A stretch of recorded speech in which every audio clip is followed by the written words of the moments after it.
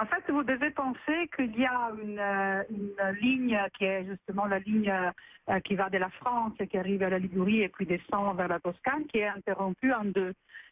Justement, la partie qui passe par Gênes et donc avec toutes les conséquences que cela a du point de vue humain, social et économique évidemment.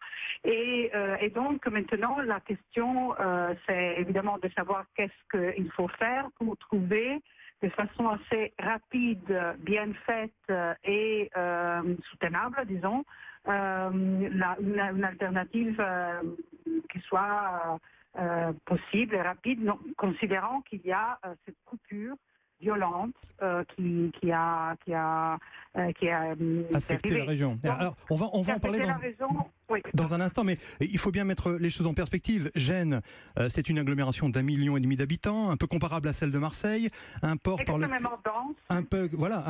lequel transitent plus de 50 millions de tonnes de fret par an, sans parler des liaisons touristiques. C'est donc une vraie catastrophe économique qui va s'ajouter au drame humain. Oui, en fait, le port de Gênes est un des ports les plus importants de toute l'Italie.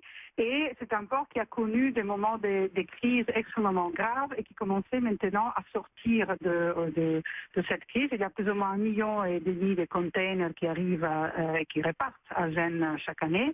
Et puis, il y a énormément de personnes qui travaillent à Gênes et qui arrivent de Ventimiglia, Savona, Spezia, etc. Donc, disons qu'il y a un vrai problème d'organisation, de réorganisation de la vie économique, de la vie et de beaucoup de gens qui insistent sur cette ville pour leur quotidien.